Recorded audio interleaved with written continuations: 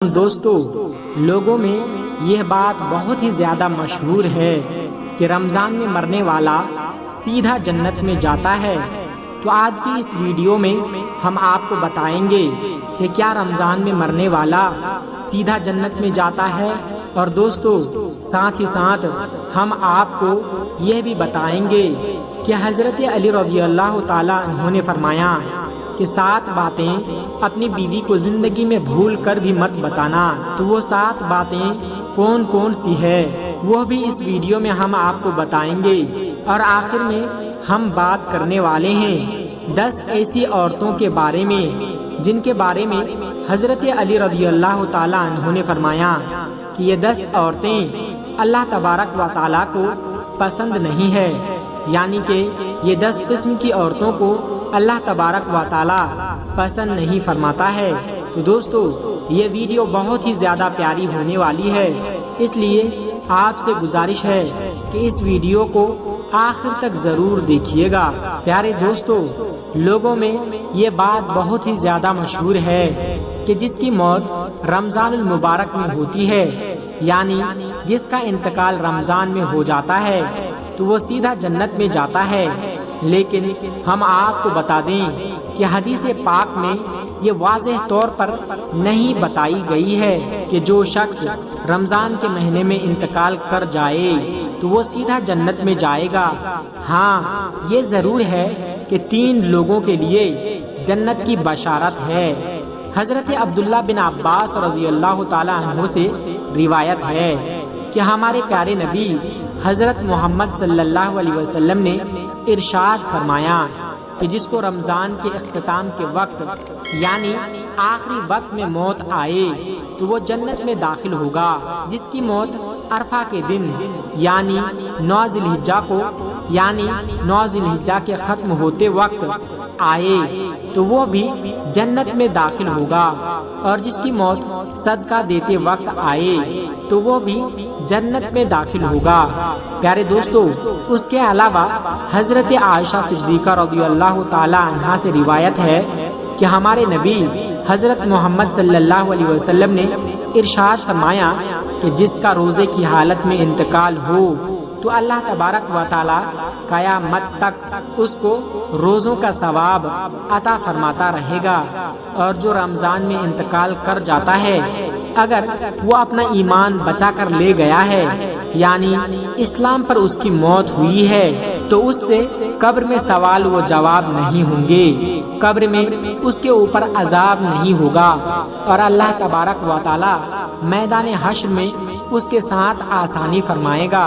حضور اکرم صلی اللہ علیہ وسلم نے ارشاد فرمایا کہ یہ رمضان تمہارے پاس آ گیا ہے، اس میں جنت کے دروازے کھول دیے جاتے ہیں اور جہنم کے دروازے بند کر دیے جاتے ہیں، اور شیاطین کو قید کر لیا جاتا ہے۔ محروم ہے وہ شخص جس نے رمضان پایا اور اس کی بخشش نہ ہوئی۔ جب اس کی مغفرت رمضان میں بھی نہ ہوئی تو کب ہوگی؟ دوستو، اب ہم آپ کو بتاتے ہیں کہ حضرت علی رضی اللہ تعالی عنہ نے فرمایا کہ اپنی بیوی کو 7 باتیں کبھی مت بتانا، اور اگر آپ چاہتے ہیں کہ شادی کے بعد بھی آپ کی زندگی میں خوشحالی رہے تو یہ 7 باتیں اپنی بیوی کو کبھی نہ بتانا، ورنہ آپ کی زندگی کا چین و سکون چھن جائے گا۔ تو چلیے دیکھتے ہیں وہ کون کون سی 7 باتیں ہیں۔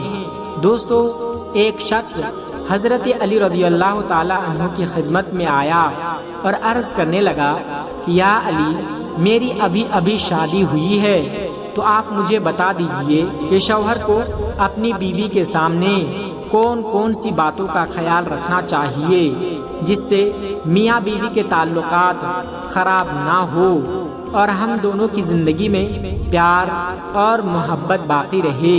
تو حضرت علی رضی اللہ تعالی عنہ نے فرمایا کہ اللہ نے شوہر اور بیوی کے دل میں قدرتی طور پر پیار اور محبت کو ڈالا ہے، کیونکہ اللہ تبارک و تعالی کے نزدیک یہ رشتہ ایمان کا رشتہ ہے۔ کچھ لوگ اپنی بیوی کے سامنے 7 ایسی باتیں کرتے ہیں کہ جن کی وجہ سے عورتیں ان کی عزت کرنا بھول جاتی ہے، اور ہمیشہ شوہروں کو اپنی بیویوں کے سامنے 7 باتیں بالکل نہیں کرنی چاہیے۔ نمبر 1، کبھی بھی اپنی بیوی کے سامنے کسی دوسری عورت کی تعریف نہیں کرنی چاہیے، کیونکہ تمہاری بیوی چاہتی ہے کہ ہمارے شوہر کے منہ سے ہماری ہی تعریف نکلے۔ کسی دوسری عورت کی تعریف تمہاری بیوی پسند نہیں کرتی، تو کبھی بھی اپنی بیوی کے سامنے کسی دوسری عورت کی تعریف نہیں کرنی چاہیے، ورنہ تمہاری بیوی تم پر شک کرنے لگے گی۔ نمبر 2، کبھی بھی اپنی بیوی پر ہاتھ مت اٹھانا۔ اگر غلطی کرے تو پیار سے سمجھانے کی کوشش کرنا، بیوی کے ساتھ مار پٹائی نہیں کرنا۔ اور جو لوگ اپنی بیوی کو مارتے پیٹتے ہیں تو ان کی عورتیں اس سے اندر ہی اندر نفرت کرنے لگتی ہے۔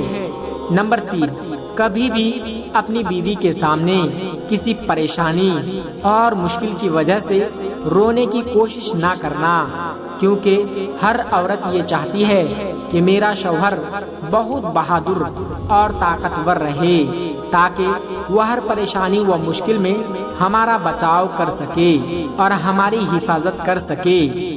اور اگر آپ اس کے سامنے روتے ہیں تو آپ اس کی نظر میں کمزور بن جاؤ گے، اور ہر عورت چاہتی ہے کہ اس کا شوہر بہادر رہے۔ نمبر 4، کبھی بھی اپنی بیوی کو یہ مت بتانا کہ تمہارے پاس کتنے پیسے ہیں، اور اگر تم نے یہ بتا دیا کہ تمہارے پاس کتنے پیسے ہیں تو تمہاری بیوی فضول خرچی کرنے لگے گی اور وہ تمہارے پیسے کی قدر کرنا بند کر دے گی۔ اور اگر اسے یہ پتا چل گیا کہ تمہارے پاس پیسے نہیں ہیں یا تم کم کماتے ہو تو وہ تمہیں طعنو تشنیع کرنے لگے گی اور برا بھلا کہنے لگے گی۔ نمبر 5، کبھی بھی اپنی بیوی کو اپنا راز مت بتانا، کیونکہ عورت کے دل میں کوئی بھی بات نہیں رکتی، اور یہ عورت کی فطرت ہے کہ وہ جب تک وہ بات کسی دوسرے کو نہ بتا دے تب تک اس کو سکون نہیں ملتا۔ اس لیے کبھی بھی بیوی کو اپنا راز نہیں بتانی چاہیے۔ نمبر 6، کبھی بھی اپنی بیوی کے سامنے اپنے ماں باپ اور بھائی بہن کی برائی مت کرنا، کیونکہ اگر آپ ایسا کرتے ہیں تو آپ کی بیوی آپ کے ماں باپ اور بھائی بہن کی عزت کرنا چھوڑ دے گی اور آپ کے ماں باپ کے لیے عزت کم ہو جائے گی۔ نمبر 7، کبھی بھی عورت کے سامنے اس کے ماں باپ اور گھر والوں کو برا بھلا مت کہنا۔ اگر آپ اس کے گھر والوں کو برا بھلا کہتے ہیں اور ان کی غلطیاں نکالتے ہیں تو آپ کی بیوی آپ سے نفرت کرنے لگے گی، کیونکہ دوستو آپ کی بیوی آپ کے ساتھ چند سالوں سے زندگی گزار رہی ہے، لیکن اس کے دل میں اپنے بھائی بہن اور ماں باپ کی محبت تم سے زیادہ بھری ہوئی ہے۔ اگر آپ ایسا کرتے ہیں تو اسے برا لگے گا اور وہ آپ سے بدگمان ہو جائے گی اور آپ سے نفرت کرنے لگے گی۔ دوستو آخر میں ہم آپ کو بتاتے ہیں کہ 10 عورتوں کو اللہ تبارک و تعالی پسند نہیں فرماتا ہے، تو وہ 10 عورتیں کون کون سی ہے؟ آئیے دیکھتے ہیں۔ دوستو ایک مرتبہ کسی نے حضرت علی رضی اللہ تعالیٰ عنہ سے پوچھا کہ یا علی، اس دنیا میں کون سی عورتیں ہیں جس کو اللہ تبارک و تعالیٰ پسند نہیں کرتا ہے؟ یعنی کہ اس دنیا میں بری عورت کی کیا پہچان ہے؟ تو یہ سن کر حضرت علی رضی اللہ تعالیٰ عنہ نے فرمایا کہ اے شخص، جس عورت میں اس قسم کی نشانی ہو تو وہ اس دنیا کی سب سے بد نصیب اور بری عورت ہوتی ہے، اور ایسی عورت کو ہی اللہ تبارک و تعالیٰ پسند نہیں کرتا ہے۔ نمبر 1، حضرت علی رضی اللہ تعالیٰ عنہ نے فرمایا کہ ایسی عورت جو اپنے بالوں کو کھلا رکھتی ہے، یعنی کہ ایسی عورت جو اپنے بالوں کو ڈھک کر نہیں رکھتی ہے اور غیر مردوں کو دکھاتی ہے، ایسی عورت کو اللہ تبارک و تعالیٰ پسند نہیں فرماتا ہے۔ نمبر 2، دوستو حضرت علی رضی اللہ تعالیٰ عنہ نے فرمایا کہ ایسی عورت جو اپنے آپ کو سب سے زیادہ عقل مند سمجھتی ہے، یعنی کہ ایسی عورت جو اپنے خاندان میں اپنے آپ کو سب سے زیادہ عقل مند سمجھنے والی ہوتی ہے، ایسی عورت کو بھی اللہ تبارک و تعالی پسند نہیں فرماتا ہے۔ نمبر 3 دوستو، حضرت علی رضی اللہ تعالی عنہ نے فرمایا کہ ایسی عورت جو زیادہ بولتی ہے، یعنی ایسی عورت جو ایک بار بولنا شروع کر دیتی ہے تو پھر کسی دوسرے کو بولنے کا موقع ہی نہیں دیتی ہے، تو ایسی عورت کو بھی اللہ تبارک و تعالی پسند نہیں فرماتا ہے۔ نمبر 4 دوستو، شیر خدا حضرت علی رضی اللہ تعالی عنہ نے فرمایا کہ ایسی عورت جو سونا زیادہ پسند کرتی ہے، یعنی کہ ایسی عورت جس کو نیند بہت زیادہ پسند ہے، تو ایسی عورت کو بھی اللہ تبارک و تعالی پسند نہیں فرماتا ہے۔ نمبر 5 حضرت علی رضی اللہ تعالی عنہ نے فرمایا کہ ایسی عورت جو چیخ چیخ کر بولتی ہے، یعنی کہ ایسی عورت جو اپنے شوہر سے اونچی آواز میں بولتی ہے، ایسی عورت کو بھی اللہ تبارک و تعالی پسند نہیں فرماتا ہے۔ نمبر 6 شوہر کی نافرمانی کرنے والی عورت، حضرت علی رضی اللہ تعالی عنہ نے فرمایا کہ جو عورت اپنے شوہر کا کہا نہیں مانتی تو وہ اللہ تبارک و تعالی کی نظروں میں سب سے بری عورت ہے، اور ایسی عورت کو بھی اللہ تبارک و تعالی پسند نہیں کرتا ہے۔ نمبر 7 بد زبان عورت، دوستو حضرت علی شیر خدا رضی اللہ تعالی عنہ نے فرمایا کہ جو عورت بد زبان ہوگی، یعنی اپنی منہ سے غلط بات کرنے والی ہوگی، تو ایسی عورت کو بھی اللہ تبارک و تعالی پسند نہیں کرتا ہے۔ نمبر 8 باریک لباس پہننے والی عورت، دوستو حضرت علی رضی اللہ تعالی عنہ نے فرمایا کہ جو عورت باریک یعنی اپنی جسم کی نمائش کرتی ہے اور غیر محرم مردوں کو اپنا جسم دکھاتی ہے، تو ایسی عورت کو بھی اللہ تبارک و تعالی پسند نہیں کرتا ہے۔ نمبر 9 زیادہ گھومنے پھرنے والی عورت، دوستو حضرت علی رضی اللہ تعالی عنہ نے فرمایا کہ جو عورت فضول گھومنے پھرنے کو زیادہ پسند کرتی ہے، یعنی بازار کے چکر لگانے کی شوقین ہوتی ہے، تو وہ عورت بھی اللہ تبارک و تعالی کو پسند نہیں ہے۔ نمبر 10 پردہ نہ کرنے والی عورت، حضرت علی رضی اللہ تعالی عنہ نے فرمایا کہ جو عورت پردہ نہیں کرتی ہے اور بے پردہ غیر مردوں کے سامنے گھومتی پھرتی رہتی ہے، تو ایسی عورتیں بھی اللہ تبارک و تعالی کو پسند نہیں ہے۔ دوستو آج کی ویڈیو میں بس اتنا ہی۔ اگر آپ کو یہ ویڈیو ذرا بھی اچھی لگی ہو تو اس ویڈیو کو ایک لائک کر کے ہمارے چینل کو سبسکرائب ضرور کر لیجیے گا۔ روزے کے حقوق، حق سیام کیا ہے، روزے کے حقوق کیا ہیں؟ چونکہ اسلام میں تمام روزوں میں سب سے افضل ترین روزے ماہ رمضان شریف کے ہیں۔ اس کی وجہ بالکل ظاہر ہے کہ ماہ رمضان شریف کے روزے ہم پر فرض ہیں، اس کی فرضیت کا کسی کو انکار ہی نہیں، اور جو انکار کرے وہ مسلمان ہی نہیں۔ ہر مسلمان چاہے وہ روزے رکھتا ہو یا نہ رکھتا ہو، ہر مسلمان کا یہ عقیدہ ہے کہ ماہ رمضان شریف کے روزے فرض ہیں، اور پھر اس مہینے کی فضیلت بھی بالکل ظاہر ہے کہ اللہ کے حبیب صلی اللہ علیہ وآلہ وسلم نے فرمایا کہ ماہ رمضان کو تمام مہینوں پر ایسی فضیلت ہے جیسی فضیلت مجھے تم سب پر ہے۔ حضور سے بڑھ کر فضیلت والا کوئی نہیں۔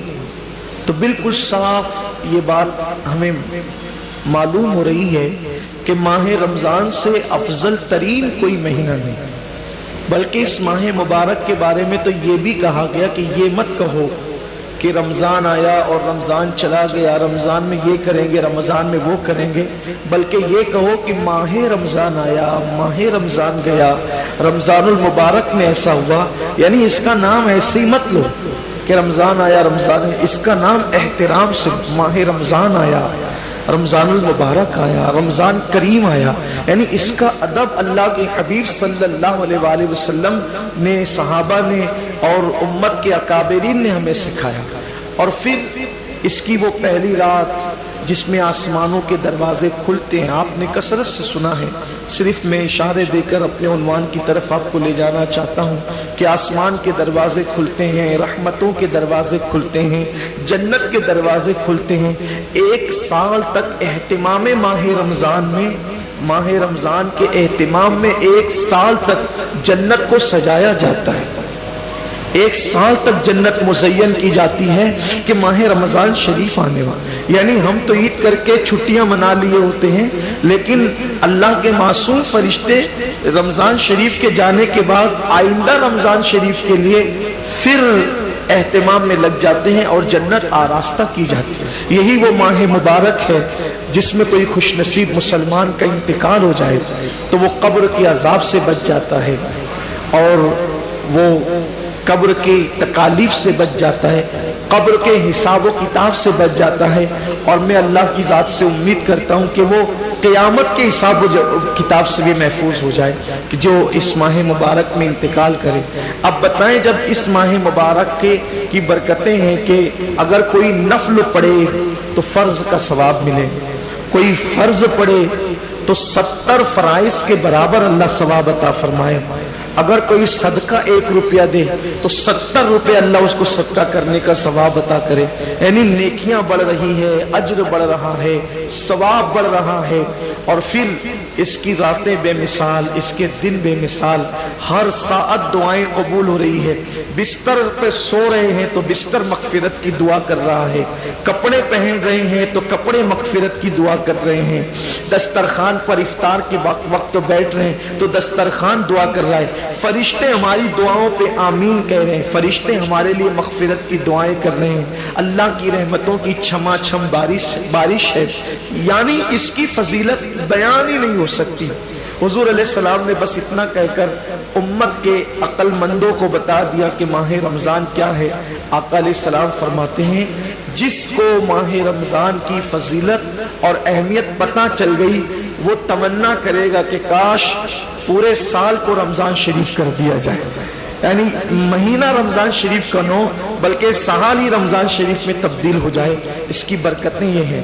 اب جب اس کے عام دن یہ ہے، سنیچر اتوار پیر منگل بدھ یہ ہے، تو پھر اس کا جمعہ کیسا ہے؟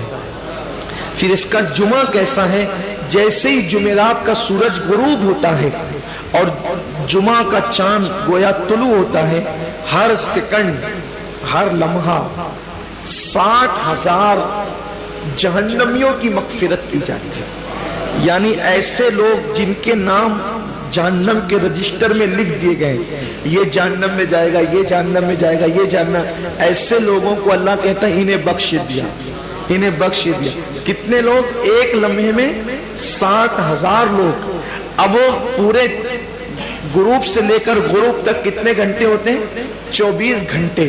اب اس میں ہر سیکنڈ گویا ہر لمحہ 60,000 بخشے جاتے ہیں، لیکن جب جمعہ کا آخری سیکنڈ، آخری لمحہ آتا ہے، سورج غروب کا وہ آخری وقت آتا ہے، تو اللہ نے 24 گھنٹے، صرف سمجھانے کے لیے کہہ رہا ہوں، اللہ نے 23 گھنٹے 59 سیکنڈ میں اللہ نے، حالانکہ یہ سیکنڈوں کا حساب حدیث میں نہیں ہے لیکن اپنے دور کے حساب سے سمجھا رہا ہوں، اس میں لمحات کا ذکر ہے، ساعتوں کا ذکر ہے، صرف سمجھانے کے لیے کہ اللہ نے 23 گھنٹے 59 سیکنڈ میں، ہر سیکنڈ میں 60,000 بخشا، تو 23 گھنٹے 59 سیکنڈ میں کتنے بخشا؟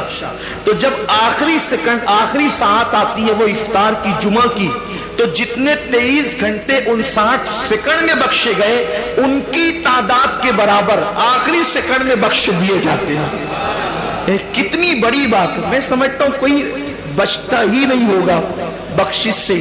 یہ وہ ماہ رمضان ہے، یہ وہ برکت والا مہینہ ہے، لیکن کتنے کم نصیب ہے وہ لوگ جو لوگ گرمی کا بہانہ کر کے، جو لوگ بیماری کا بہانہ کر کے، جو لوگ کاروبار کا بہانہ کر کے کہتے ہیں کہ میں روزہ نہیں رکھ سکتا. دھوپ کتنی ہے مولانا، کتنی دھوپ ہے، میں روزہ نہیں رکھ سکتا. گرمی کی شدت کتنی ہے، میں روزہ نہیں رکھ سکتا. میں بیمار ہوں. کیا بیماری ہے؟ بخار آ گیا. کیا بیماری ہے؟ پیٹ میں درد ہوتا ہے، بھوکا رہتا ہے. کیا مسئلہ ہے؟ وہ گٹکے کے بغیر زندہ نہیں رہ سکتا. انا للہ و انا الیہ راجعون. رمضان شریف کا ایک روزہ، اگر کسی کا رمضان شریف کا ایک روزہ اس نے چھوڑ دیا، ایک روزہ اس نے رمضان شریف کا چھوڑ دیا، اس کے بدلے میں زندگی بھر روزے رکھے. یہ میں نہیں کہہ رہا ہوں، یہ ہماری کتابوں میں لکھا ہوا ہے، اسلامی کتب میں، اہل سنت کی کتب میں، کتب فقہ میں، کتب احادیث میں لکھا ہوا ہے کہ جس نے ماہ رمضان شریف کا ایک روزہ چھوڑ دیا، پھر اب پوری زندگی روزے رکھتا رہا اس کے بدلے میں، تو جو فضیلت رمضان شریف میں ایک روزہ رکھنے کی تھی، پوری زندگی کے روزے رکھ کر بھی اس ایک روزے کی فضیلت کو نہیں پا سکتا. ایک روزے کی فضیلت کو زندگی بھر کے روزے، بھئی وہ کفارہ، قضا، یہ تو سب فقہی اعتبار سے ادا ہو گیا اس کے بدلے، لیکن فضیلت کی بات ہو رہی ہے کہ اس کی فضیلت جو ماہ رمضان شریف کے روزے کی ہے وہ نہیں پا سکتا. زندگی بھر رکھ لے اور پھر ان کے جبڑے جو آگ کی کینچی سے کاٹے جائیں گے جنہوں نے روزے نہیں رکھے ہوں گے. بڑا دردناک عذاب ہے جنہوں نے روزے نہیں رکھے ہوں گے. یہ گرمی کا بہانہ کچھ نہیں، یہ سب لنگڑے لولے بہانے. بیماری کا بہانہ کچھ نہیں، کوئی بیماری نہیں. ڈاکٹر صحیح کہہ رہا ہے یا اللہ کے رسول کا فرمان صحیح ہے. سرکار ابد قرار صلی اللہ علیہ وسلم فرماتے ہیں روزہ رکھو صحت مند ہو جاؤ. یعنی روزے میں بیماری نہیں ہے، روزے میں شفا ہے، روزے میں شفا ہے. آپ دیکھیں اکثر بیماریوں میں ڈاکٹر کہتا ہے کہ کھانے سے پرہیز کرو، کم کھاؤ. بیمار ہو تو اس کو اناج مت دو. بہت ساری بیماریاں جس میں کہتے ہیں اناج مت دو. روزے میں کیا ہے؟ بھوکا ہی تو رکھا جا رہا ہے، پیاسا ہی تو بھوکا اور پیاسا رہنے سے کوئی مرتا نہیں، بیماری بڑھتی نہیں بلکہ بیماری کنٹرول ہوتی ہے.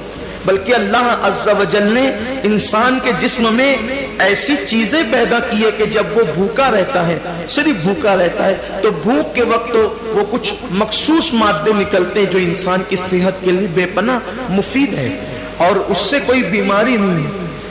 مجھے اچھی طرح یاد ہے میری والدہ کا آپریشن تھا مالیگاؤں کے کھڈی کے غیر مسلم ڈاکٹر کے یہاں، نام بھی لے سکتا ہوں لیکن چھوڑتا ہوں اس کو.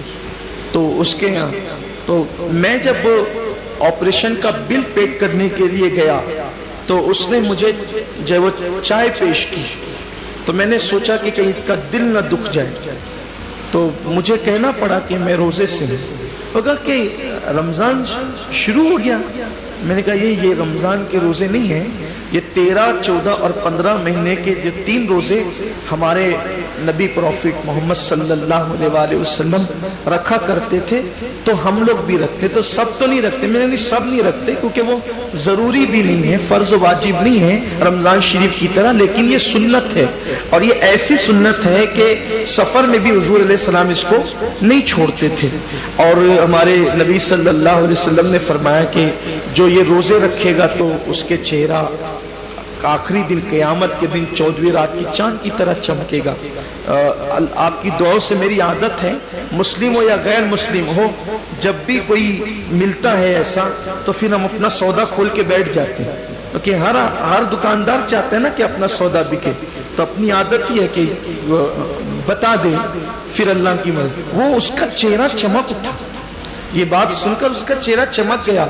اس نے کہا مولانا صاحب یہ تو آپ کا مذہبی معاملہ ہے، لیکن یہ سائنس کہتی ہے کہ اگر مہینے میں 3 دن اس طرح سے اگر کوئی بھوکا رہے گا تو اس کا پیٹ واش ہو جائے گا، دھل جائے گا، صاف ہو جائے گا اور پھر وہ کئی بیماریوں سے بچ جائے گا. فوراً میری زبان پہ حضور علیہ السلام کے لیے درود آ گیا کہ لوگ آج کہہ رہے ہیں میرے محبوب نے فرمایا کہ اس کو ہو سکے تو رکھو، اور بلکہ اس کو حضور نے سفر میں بھی نہیں چھوڑا۔ تو روزے کہنے کا مطلب یہ ہے، اللہ تعالیٰ ہم سب کو ریاکاری سے محفوظ رکھے۔ صرف ترغیب کے لیے میں نے عرض کیا کہ آج روزے پر تحقیق ہو رہی ہے، ریسرچ ہو رہی ہے کہ روزہ رکھنے سے بیماری نہیں بڑھتی بلکہ شفا ملتی ہے۔ ہاں، ایسا بیمار، واقعی ایسا بیمار جس کی بیماری اس درجے کو پہنچ گئی ہو کہ مسلم متشرع ڈاکٹرز کئی ایک مل کر یہ کہتے ہیں کہ روزہ آپ نہ رکھیں، کہیں ایک نہیں بلکہ کہیں ایک کہتے ہیں، تو تب اس کے لیے علماء نے ہمارے اجازت دی، وہ الگ بات ہے۔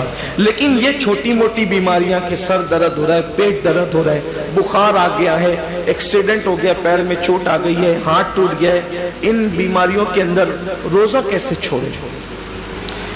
روزہ کیونکہ روزہ اتنی آسانی سے، جو روزے کی برکت جانتا ہے نا، جو روزے کی فضیلت جانتا ہے، اللہ کے حبیب صلی اللہ علیہ وآلہ وسلم نے فرمایا کہ اللہ کا فرمان ہے کہ روزہ میرے لیے ہے، روزہ میرے لیے ہے، اور اللہ فرماتا ہے میں ہی اس کی جزا ہوں۔